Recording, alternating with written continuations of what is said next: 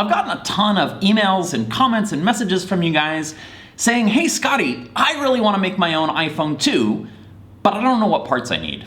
Can you make me a list? And right now, I happen to have an iPhone 7 that I've got completely taken apart on my desk, sitting in front of me for another project. So I figured we'd go through each of the parts one by one, and I'll tell you what I know.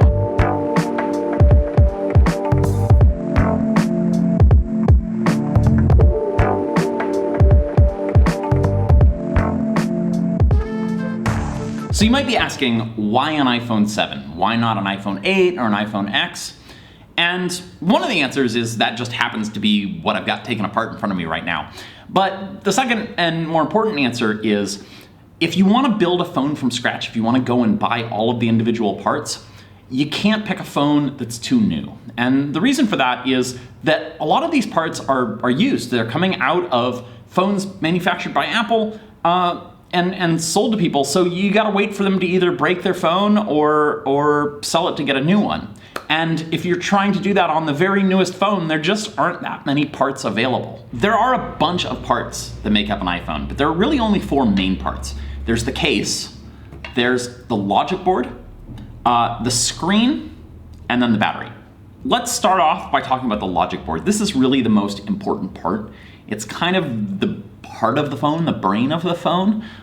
It's got the processor, it's got the RAM, it's got storage on it, and it's got the majority of the electronics are on here. Now, this also means it's the most expensive part, and it's the hardest part to get. It's also the part you least want to damage, which is unfortunate because it's probably the most fragile part. The other big thing you need to know is about Touch ID buttons.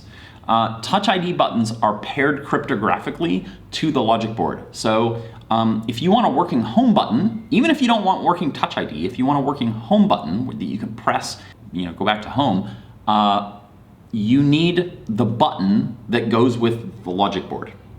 You cannot buy a separate home button and have that work. Only Apple can replace home buttons and re-cryptographically pair them. Now, logic boards are almost always real. I've never seen a fake logic board. Apple is the only one that can make processors for iPhones, so you're not gonna see a fake logic board, but you might see a repaired logic board. And the repairs can vary in quality, so it's important to check when you buy a board that you just check that the components are there, that there's no sort of dodgy wires running around the board where there shouldn't be. One thing that makes that a little bit harder is that there are these shields that cover the processor and a good portion of the components on both sides. So you have to take it on a little bit of faith what's going on beneath these covers. But more importantly, you want to test it. And I'll probably make another video of all of the tests that I've seen the phone repair guys and the people who buy and sell phones and logic boards in the markets, the tests that they do to test all of the various features. Next is the screen. This is the second most expensive part in a phone. Usually it'll come sort of partially assembled. So the backlight digitizer, 3D touch, and the LCD itself are all already laminated together. But there are a bunch of other parts that you have to add on, like the front camera and the Touch ID button. There's a back plate that goes on here. I'll talk through all of those. One thing to be careful of is to not tear these cables. They're super fragile, and it really sucks when you tear them because it's expensive to either replace it or repair it. In terms of the different types of screens you can buy original screens, either new or refurbished. You can also get aftermarket screens that are obviously cheaper. They vary in quality. I've seen ones that I couldn't tell the difference between the aftermarket screen and an original screen. I've also seen really crappy ones. One of the things you'll need when you're putting the screen on the phone is you'll need an adhesive gasket, particularly if you want it to be waterproof or you want to try and make it as waterproof as possible. Definitely need this. This is sort of a crazy contraption that it's got a bunch of different tear-off strips, but basically once you tear all the pieces off, I think you tear the big part off first and then stick it down with the other part still attached so it keeps its shape. You stick it down into the case and then tear off the top and you can put the screen on. That brings us to the battery. Pretty simple part. It's just got a little connector on it. It plugs into the logic board. There's not a lot to say. They're cheap. They're like $5-ish here in the markets. You can get new ones from Apple. You can get used ones that were made by Apple, and you can get aftermarket batteries. I try and get just Apple ones. I don't really know always what I'm getting. But they'll throw it on a battery tester in the market, show it's holding a charge. It's usually good enough for me. When you're installing the battery, you're gonna need some battery strips. These are adhesive that hold the battery down. They're special in the sense that they're stretchy adhesive so that you can get the battery back out. Oh, I'm screwing these up, but you can see okay, that's not how you do it, but they're stretchy. They go underneath and then the black tab wraps around the top. And it's so that when you go to take it out, you pull and stretch the adhesive and it gradually comes unglued. So you don't have to pry up the battery and risk damaging it and then blowing up in your face and be permanently disfigured for life and all that good stuff. So make sure you got battery strips. So technically, these 3 parts make up an MVP, a minimum viable phone. You can boot an iPhone with just a screen, a logic board, and a battery.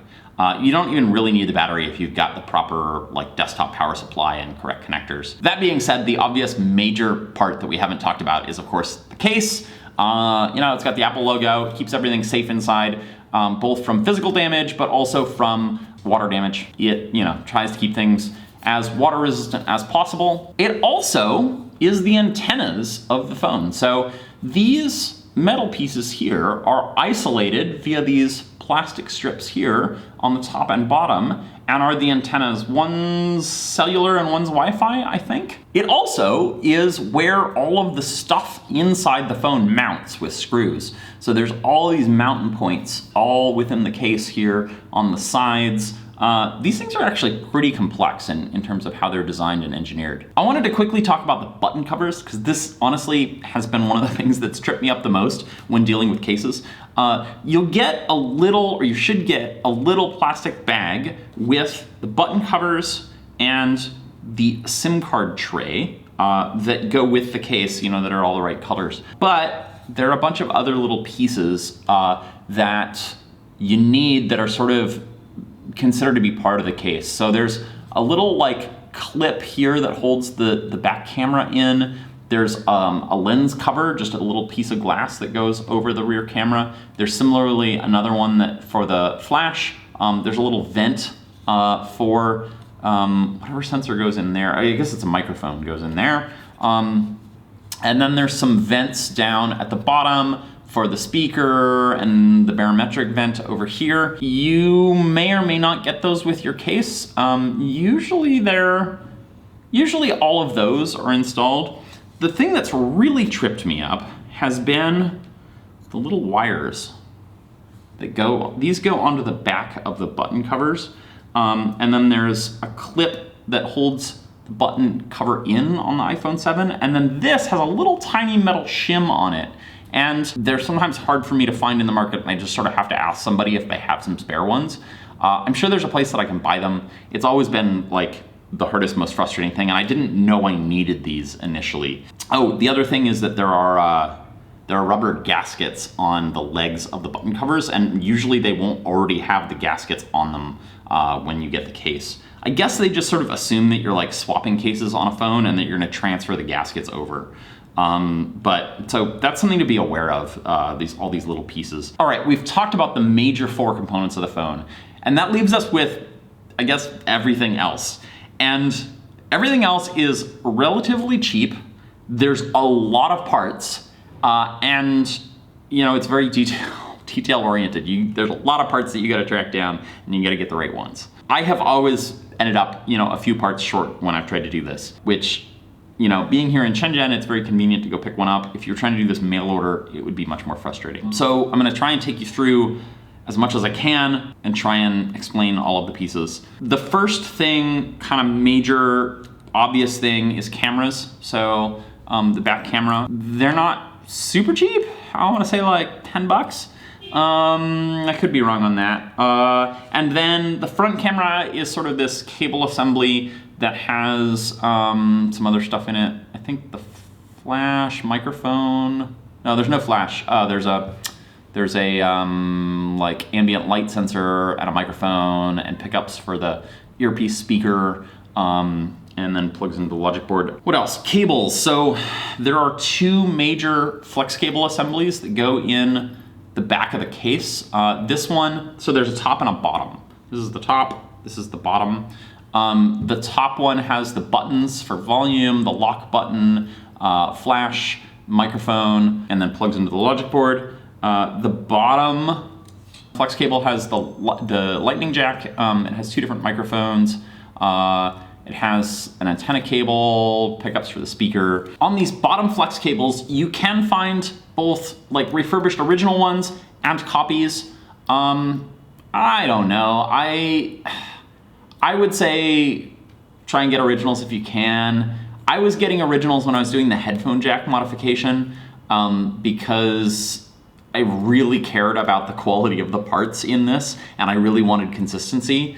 I've seen some really low quality copies where the parts like weren't even soldered properly to the board. The price really isn't that different. These are like $5, like 35 kwai. So just get the originals if you can. Next up, we've got the speaker that sits on top of some contacts on the bottom flex cable. And then, let's peel off the screw here, the Taptic engine. This is what makes it vibrate, and it actually is also what gives the home button a button feel. The home button on a 7 doesn't actually move at all, it's just a sensor. And so the Taptic engine sort of kicks back at you when you push the home button. So in terms of parts that get installed on the screen, we've already talked about the home button.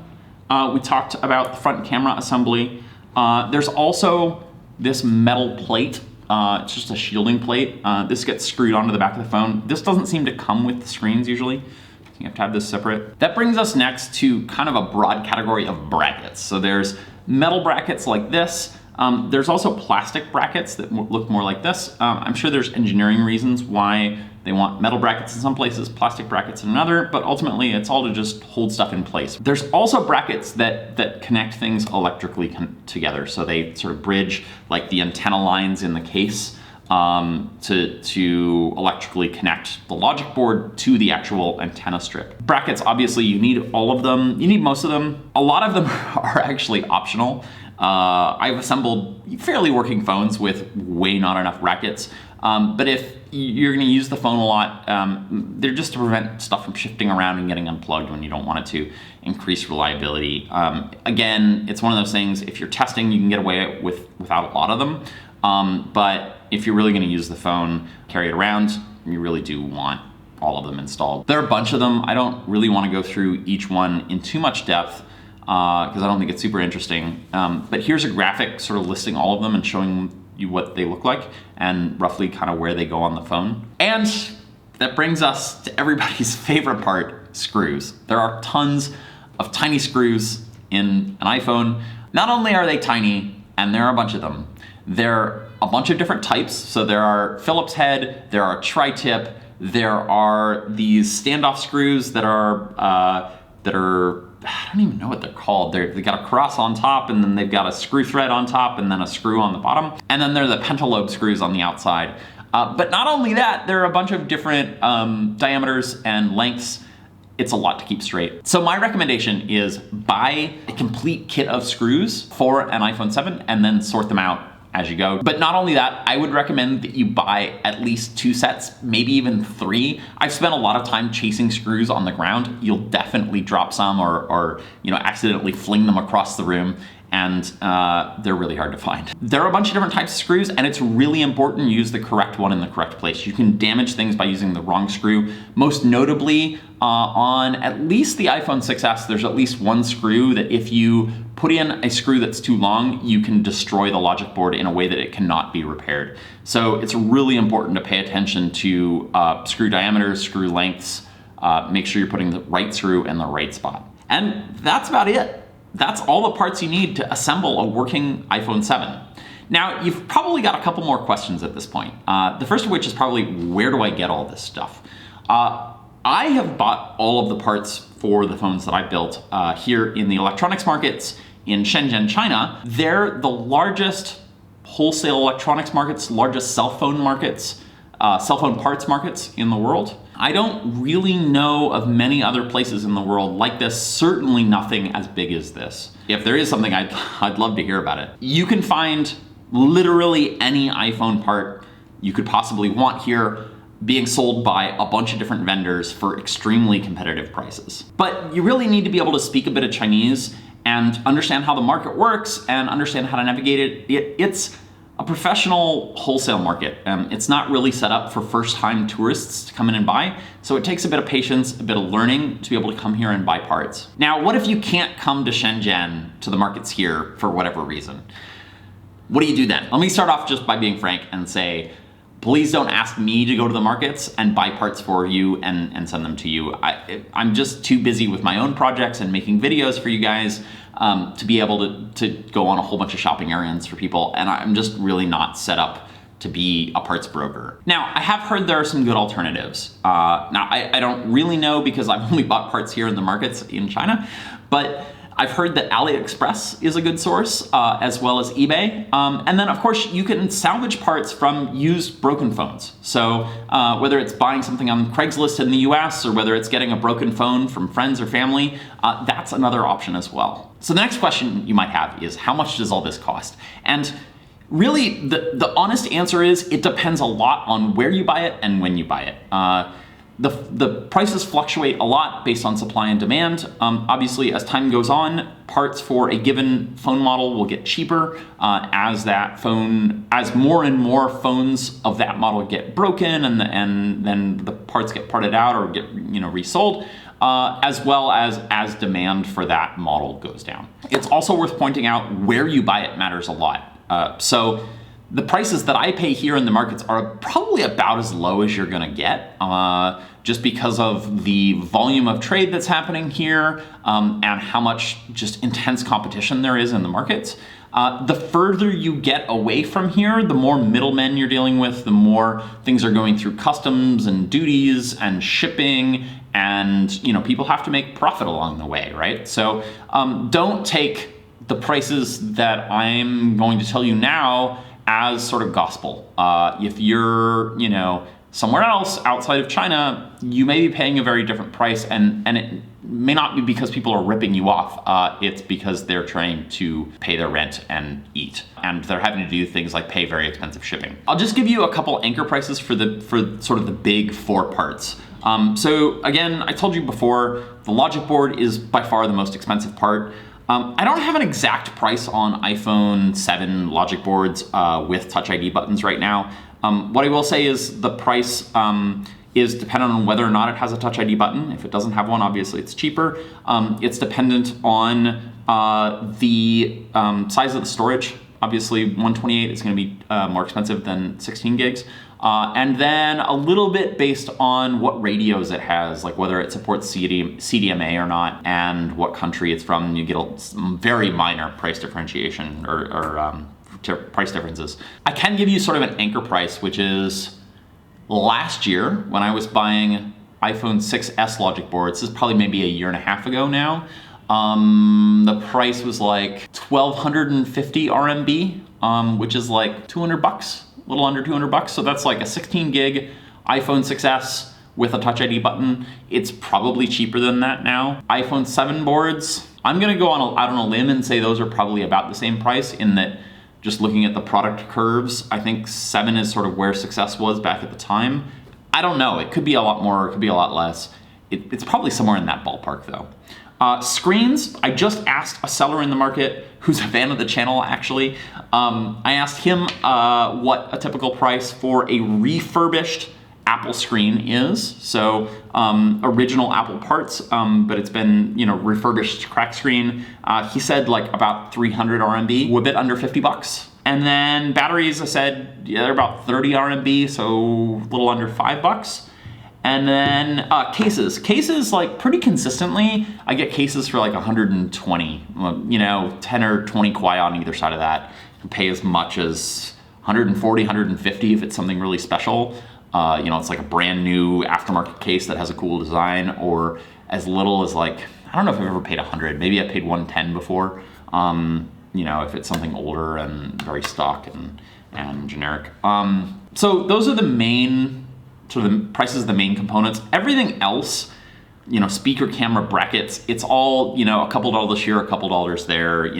This is $5. I think the camera's like 5 to 10. Brackets are super cheap, screws are super cheap, that kind of thing. Obviously, prices are gonna fluctuate depending on who you're getting this from.